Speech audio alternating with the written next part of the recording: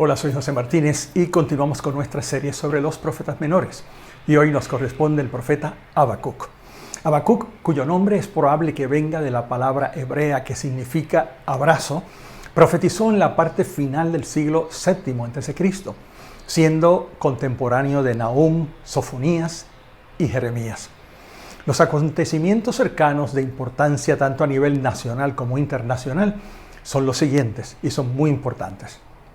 En el 621, la reforma religiosa de Josías, que aunque no arraigó en el pueblo, sí causó algún impacto. Eso fue en el 621. En el 612, la caída de Nínive a mano de babilonios y medos. En el 609 fue Egipto el que vence a Josías, el rey de Judá, y Egipto a su vez cae en la batalla de Carquemis en el año 605 a manos de Nabucodonosor. Entonces, Babilonia asume el control de Palestina. Habacuc profetiza en Judá. Recordemos que ya Samaria literalmente es historia. Seguramente en la misma Jerusalén. Conocemos el libro de Habacuc por su uso frecuente en predicaciones sobre el avivamiento y por su mención en Romanos con esa famosa frase de "el justo por la fe vivirá", y también por el hermoso Salmo del capítulo 3 que veremos en su momento. El libro de Habacuc gira en torno al diálogo que el profeta tiene con Dios y comienza con las preguntas que el profeta le hace a Dios. En medio del libro encontramos lo que le es revelado a Habacuc, pero también se infiere que tuvo una profunda experiencia con Dios que logra cambiar sus esquemas, traer una nueva dimensión a su conocimiento del Altísimo y satisfacer su alma. Y lo importante e interesante, todo esto sin contestar las preguntas de Habacuc. Dicho de otra manera, lo importante aquí no es la argumentación que explique o que nos ayude a entender las acciones de Dios, que veremos Habacuc definitivamente no comprendía. El cambio en Habacuc no se da por argumentos, sino por una sublime experiencia con Dios. Vayamos al texto bíblico. En el capítulo 1, los versos 2 al 4, vemos cuál es el problema de Habacuc. Por un tiempo, él ha estado presentando ante Dios su pregunta, o sus preguntas más bien en plural, pero no ha recibido contestación. Sus dudas tienen que ver con la aplicación de la justicia divina. Así lo dice él: ¿por qué me haces presenciar calamidades? ¿Por qué debo contemplar el sufrimiento? Veo ante mis ojos destrucción y violencia, surgen riñas y abundan las contiendas. Por lo tanto, se entorpece la ley y no se da curso a la justicia. El impío acosa al justo y las sentencias que se dictan son injustas. Hay dos posibles interpretaciones respecto a las dudas que está manifestando Habacuc a Dios en sus oraciones. Una que concierne exclusivamente al pecado de Judá y a la necesidad de que ésta sea castigada. En otras palabras, el profeta está pidiendo que el castigo de Judá venga por su pecado. La otra posibilidad se refiere a la necesidad de que la impía Asiria, quien fue o que fue verdugo de Samaria y opresora de Judá en el tiempo de Habacuc, sea justamente castigada por su pecado. Es difícil, la verdad, decidir entre estas dos. Lo importante aquí es que ante la situación, Habacuc parece cuestionar la justicia de Dios. No entender el proceder de Dios no es un asunto solo de los cristianos del siglo XXI. Al fin Dios contesta, pero preguntamos, ¿qué fue peor? ¿La pregunta de Habacuc o la contestación de Dios? Dios dice: miren a las naciones, contémplenlas y quédense asombrados. Estoy por hacer en estos días cosas tan sorprendentes que no las creerán aunque alguien se las explique. Verso 6. Estoy incitando a los caldeos, ese pueblo despiadado e impetuoso que recorre toda la tierra para apoderarse de territorios ajenos. Sigue diciendo el profeta, o Dios al profeta, el verso 7. Son un pueblo temible y espantoso que impone su propia justicia y grandeza. Sus caballos son más veloces que leopardos, más feroces que lobos nocturnos. Su caballería se lanza a todo galope. Sus jinetes vienen de muy lejos. Caen como buitres sobre su presa. Vienen en son de violencia, avanzan sus hordas como el viento del desierto. Hacen prisioneros como quien recoge arena. ridiculizan a los reyes, se burlan de los gobernantes, se ríen de toda ciudad amurallada, pues construyen terraplenes y la toman. Verso 11. Son un viento que a su paso arrasa todo. Su pecado es hacer de su fuerza un Dios. Esta es la contestación que Dios da al pobre Habacuc. De modo que Dios le contesta que será Babilonia, o sea, los caldeos, el instrumento del juicio de Dios. Y ese pueblo ha sido descrito en estos versos que acabo de leer. Para cuando Habacuc escribe, los babilonios han vencido a Asiria, como ya sabíamos, en el 612 a.C., por supuesto, y también a Egipto en el 605. Y ahora parece que el turno le toca a Judá. Tenemos que entender la dificultad que esto representa para el creyente en un Dios justo y recto, como, por supuesto, era Habacuc. ¿Usará a Dios como instrumento de castigo contra Siria o contra Judá? Da lo mismo, a un pueblo peor que el pueblo castigado. ¿Cómo es esto posible? ¿Qué clase de contestación es la que Dios ofrece a su siervo confundido? Versos 12 al 7, estas son sus palabras. ¿Cómo es posible?, dice Habacuc. Los caldeos son peores que Judá. No solo eso, sino que también atribuirá sus victorias a sus propias fuerzas y a sus dioses. ¿No te importa Dios?, parece exclamar el profeta. Es como si dijera, ¿cómo puedes tú, siendo santo, tolerar una cosa como esa? En el capítulo 2 aparece la contestación de Dios, la respuesta de Jehová que da en su momento, indicando que el tiempo de Dios no es el nuestro, de modo que Habacuc, paciencia. Ahora sigue una conocida e importante frase que conocemos mejor por su aparición en Romanos 1:17 y Gálatas 3:11, donde reza, el justo por la fe vivirá. La importancia de esta frase en el mensaje bíblico y en la Reforma protestante es bien conocida de todos. La enseñanza sobre la justificación por gracia y a través de la fe es clave y vital en el Nuevo Testamento. Recordemos, sin embargo, el contexto en el que esto se desarrolla. Y es que está sobre el asunto el tema de la justicia relativa de las naciones al compararlas unas con otras y también la justicia de Dios por sus métodos e instrumentos de juicio. Es en ese contexto que se dicen estas palabras. En nuestro estudio de otros profetas menores ya hemos visto la imposibilidad para nosotros de determinar qué es lo más justo que Dios podría hacer, así como qué nación es peor que las otras como para merecer el juicio divino. Y ese exactamente es el contexto en Habacuc del verso, el justo por la fe vivirá. Literalmente, el texto que nos dicen los expertos que no es fácil de traducir, dice algo como, el justo vivirá fielmente. La aplicación obvia en este contexto es a la situación que preocupa al profeta Habacuc. La menos obvia, pero también posible, es la que el propio profeta podría hacer a su vida, a su misma vida. Más o menos podría decir de este modo, el hombre, o la mujer también por supuesto, el hombre que es correcto en su vida con Dios, seguirá adelante en una vida de fidelidad, aun cuando no entienda todo lo que pasa a su alrededor, ni la acción o inacción de Dios. Y permítame repetir eso tan importante. Es muy probable, o más bien es posible, que el significado de esta frase, tal y como la usa Habacuc, recordemos, el apóstol Pablo, inspirado por el Espíritu, le da otro uso, por supuesto, que es importante y clave para nosotros, como ya he dicho. Pero esta frase, en el contexto de Habacuc, repito, podría significar lo siguiente. El justo por la fe vivirá podría traducirse como el hombre o la mujer que es correcto en su vida con Dios, seguirá adelante en una vida de fidelidad aun cuando no entienda lo que pasa a su alrededor ni la acción o inacción de Dios. Una lección que no solo le hizo bien a Habacuc seguramente, sino que nos puede hacer bien a nosotros. Dicho de otra manera, nuestra fidelidad a Dios no depende de la comprensión de sus misterios. Lo más importante entonces no es saber o entender, sino vivir una vida de correcta y fiel relación con Dios, como nos dice el Dr. Craigie en su comentario de los profetas menores. En los versos En los versos 6 al 20 vienen o corresponden una serie de ayes. Esta expresión ay es una expresión del dolor del profeta ante el mal o el castigo de Dios.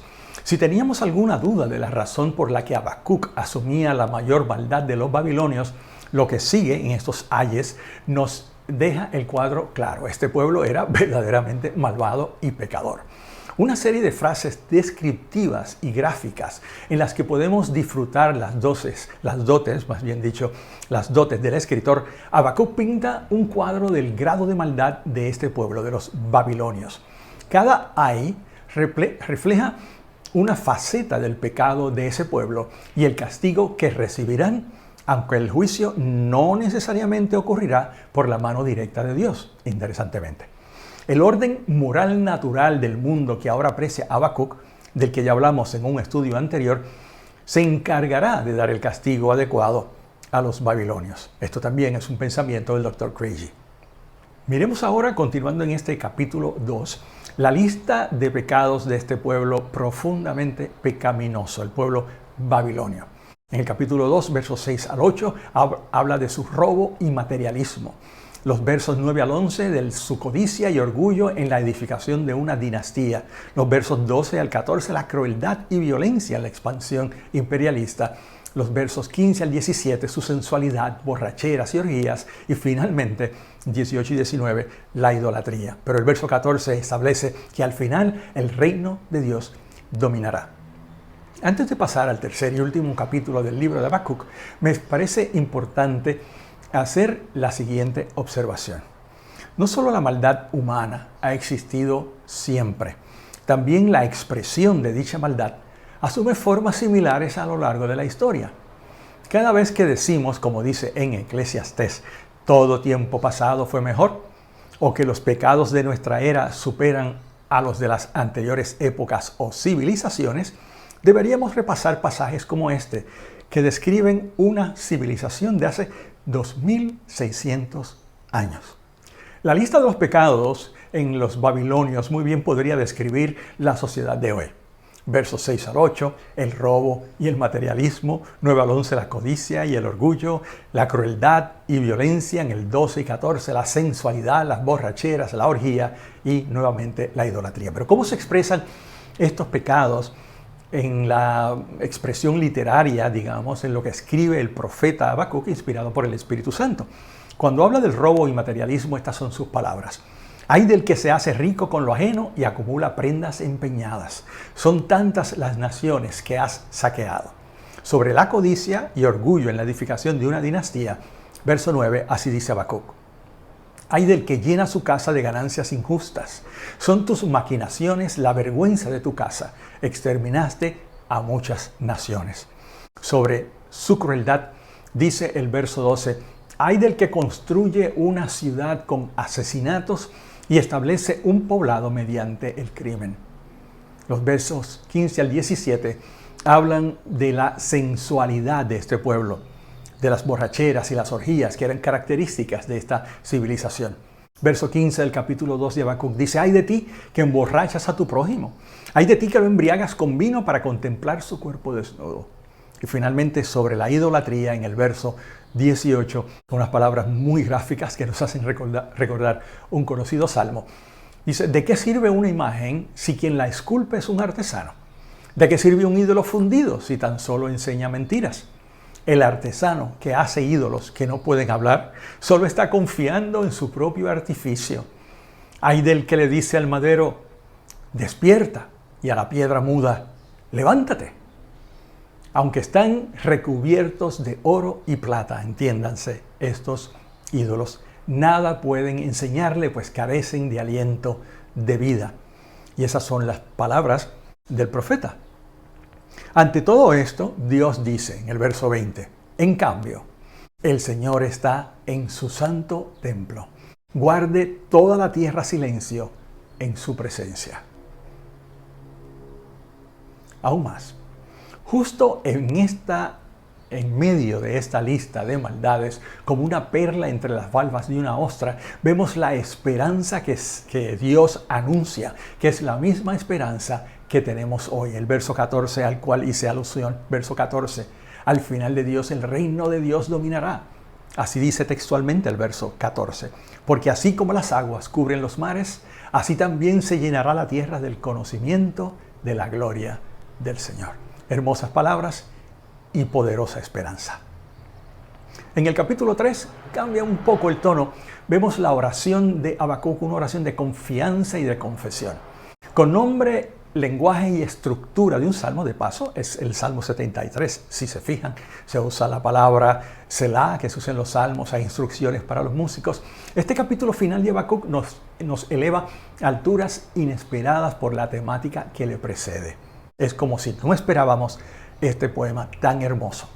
La visión que se le dijo al profeta que esperara, llegó. Se le había dicho así en el capítulo 2 y capítulo 3. En el capítulo 2 dice, me mantendré alerta, me apostaré en los terraplenes, estaré pendiente de lo que me diga, o sea, de lo que me diga Dios, de su respuesta a mi reclamo. Y el Señor me respondió, escribe la visión y haz que resalte claramente las tablillas para que pueda leerse de corrido. Pues la visión se realizará en el tiempo señalado, marcha hacia su cumplimiento y no dejará de cumplirse. Sigue diciéndole Dios al profeta, aunque parezca tardar esta contestación, espérala, porque sin falta vendrá. Su reacción inmediata, como suele suceder tras los verdaderos encuentros con Dios, fue de temor. Oh Jehová, dice el capítulo 3 y verso 1, he oído tu palabra y temí. Queda claro que en medio de la historia de la humanidad y frente a dos y solo dos posibilidades, juicio o misericordia, el profeta clama, aviva tu obra en medio de los tiempos, hazla conocer. Es por esta frase, correctamente vista en su contexto, que Habacuc 3.1 se ha convertido en el clamor de creyentes de todos los tiempos por la intervención de Dios en medio del caos y de la sequedad espiritual que suele acompañar los tiempos de crisis independientemente de su origen. Oh Jehová, capítulo 3 y verso 2. Aviva tu obra en medio de los tiempos. Oh Jehová, he oído tu palabra y temí. Vuelvo a leer desde el verso 1. Oh Jehová, aviva tu obra en medio de los tiempos. En medio de los tiempos, hazla conocer. En la ira, acuérdate de la misericordia. Antes de pasar a la parte final de Habacuc, una parte hermosa, por cierto, creo que es importante, al menos lo es para mí, hablar un poco sobre el avivamiento.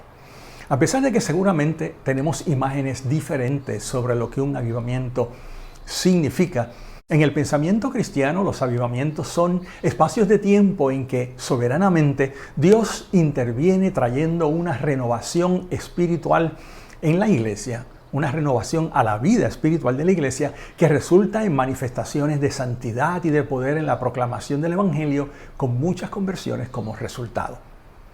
Ha habido de ellos muchos a lo largo de la historia de la iglesia. Y hay otras porciones en la Biblia que cuando oramos por un avivamiento son usadas por su significado, por lo que están reclamando y pidiendo de parte de Dios, por lo menos las que usamos aquellos que vivimos pidiendo y esperando un avivamiento. En el Salmo 144, verso 5 dice, oh Jehová, inclina tus cielos y desciende, toca los montes y humeen. En Isaías 64:1, oh, si rompieses los cielos y descendieras, y a tu presencia se escurriesen los montes, como fuego abrasador de fundiciones, fuego que hace hervir las aguas, para que hiciera notorio tu nombre a tus enemigos y las naciones temblasen a tu presencia. Volvamos a Habacuc. Nos habíamos quedado en el inicio del capítulo 3, con eso de, oh Jehová, he oído tu palabra y temí. Oh Jehová, aviva tu obra en medio de los tiempos. En medio de los tiempos, hazla conocer. En la ira, acuérdate de la misericordia. Pero sigue diciendo el capítulo 3, verso 2. Señor, he sabido de tu fama. Tus obras, Señor, me dejan pasmado. Por eso, en los versos que siguen, los versos 3 al 15 del capítulo 3 de Habacuc, encontramos un recuento de las acciones y poder de Dios manifestados en el pasado. Recordemos que habíamos dejado a un Habacuc desconcertado y en espera de la contestación de Dios a sus preguntas sobre la justicia divina. ¿Por qué vas a usar un pueblo más pecador que el de Israel para castigar a Israel? Etcétera. La respuesta se le anuncia en el capítulo 2, se dice la respuesta vendrá, y se supone que aparecerá en el capítulo 3. La visión, repito, que se le dijo al profeta que esperara en el capítulo 2, llegó en el capítulo 3. Recordemos que en el capítulo 2 y verso 1 había dicho: me mantendré alerta, me apostaré en los terraplenes, estaré pendiente de lo que me diga en su respuesta a mi reclamo. Y el Señor me respondió: escribe la visión y haz que resalte claramente en las tablillas para que pueda leerse de corrido. Pues la visión se realizará en el tiempo señalado, marcha hacia su cumplimiento y no dejará de cumplirse. Aunque parezca tardar, espérala, porque sin falta vendrá. Y ahora en el capítulo 3, cuando supuestamente Dios está contestando las inquietudes del profeta, cuando Dios de alguna manera se ha revelado a este profeta de una forma quizás nueva y poderosa, la reacción de Habacuc, ¿cuál es? Oh Jehová, he oído tu palabra y temí. Para nuestro desconcierto, no se nos revela el contenido de la contestación de Dios, solo la reacción de Habacuc. Tal y como con Job y con el salmista Asaf, en lugar de una respuesta directa, parece ser que la contestación le llega a través de una nueva visión de Dios. En el caso de Job, si recuerdan, luego de él querer preguntarle a Dios una serie de cosas y Dios le hace unas preguntas que él no puede contestar, él dice: ¿quién es este, has preguntado, que sin conocimiento oscurece mi consejo? Reconozco que he hablado de cosas que no alcanzo a comprender. Esto es Job hablando de cosas demasiado maravillosas que me son desconocidas. Dijiste: ahora escúchame, yo voy a hablar, yo te cuestionaré y tú me responderás. De oídas había oído hablar de ti, dice Job, pero ahora te veo con mis propios ojos. Por tanto, me retracto de lo que he dicho y me arrepiento en polvo y ceniza. En el Salmo 73, un salmo escrito ante la preocupación y la duda por la justicia divina, al final Asaf escribe lo siguiente en el verso 16 del Salmo 73. Cuando traté de comprender todo esto, me resultó una carga insoportable, hasta que entré en el santuario de Dios. Se me afligía el corazón y se me amargaba el ánimo por mi necedad e ignorancia. Me porté contigo, dice el cantante Asaf, a Dios, me porté contigo como una bestia. Y sigue diciendo: ¿a quién tengo en el cielo sino a ti? Si estoy contigo, ya nada quiero en la tierra. Podrán desfallecer mi cuerpo y mi espíritu, pero Dios fortalece mi corazón. Él es mi herencia eterna. Y es que es posible tener un encuentro con Dios, pero es imposible encontrarse con Dios y que todo siga igual. En la Biblia vemos que cuando Dios está, la zarza arde, el mar rojo se abre, el Sinaí tiembla, Jacob cojea, los ángeles cantan, los pastores adoran, el agua se transforma en vino, los demonios huyen, los muertos resucitan y los pecadores confiesan a Cristo. Cuando nos acercamos sinceramente a Dios, con nuestras confusiones y con nuestras preguntas, no siempre encontraremos lo que estamos buscando, pero sí lo que necesitamos, como el caso de Job, como el caso de Asaf, como el caso de Jacob, como el caso de Isaías en su visión del capítulo 6 y como el caso de Habacuc. ¿Cuál fue su reacción? Verso 16. Al oírlo se estremecieron mis entrañas, a su voz me temblaron los labios, la carcoma me caló en los huesos y se me aflojaron las piernas. Pero yo espero con paciencia el día en que la calamidad vendrá sobre la nación que nos invade. Y habla de su confianza. Verso 17. Aunque la higuera no florezca, ni haya frutos en las vides, aunque falle la cosecha del olivo y los campos no produzcan alimentos, aunque en el aprisco no haya ovejas ni ganado alguno en los establos, aún así yo me regocijaré en el Señor, me alegraré en Dios, mi libertador. Y finalmente, la confesión de Habacuc. El Señor omnipotente es mi fuerza, da a mis pies la ligereza de una gacela y me hace caminar por las alturas. ¿Cómo explicar, nos preguntamos, todo este drama que está detrás de este libro tan increíblemente hermoso? Lo que hemos presenciado aquí no es unas preguntas que hayan contestación en Dios. No es la contestación de Dios a las preguntas del profeta. Pasa con él como puede pasarnos a nosotros. Muchas veces nuestras preguntas a Dios, seamos sinceros y admitámoslo, nacen de nuestro desconocimiento de la persona de Dios. Muchas veces cuando estamos sumidos en las dudas y desesperados por contestaciones, en lugar de Dios darnos una palabra que satisfaga nuestra curiosidad intelectual, Dios hace algo mejor. Dios nos da una experiencia. Es como si descorriera el velo de la eternidad y nos da un vislumbre de su grandeza. Ante esto, todas nuestras preguntas pierden toda relevancia. Es que con preguntas o sin ellas, la tarea pendiente para muchos creyentes, para la mayoría de nosotros, es conocer mejor a Dios. Vivir conscientes no solo de su poder, sino también de su bondad. Porque nunca lo olvidemos, aunque no entendamos lo que está pasando a nuestro alrededor o incluso lo que está pasando a nuestras vidas o a nuestros seres queridos, no lo olvidemos, pase lo que pase, Dios es bueno. Que Dios te bendiga. Hasta la próxima semana.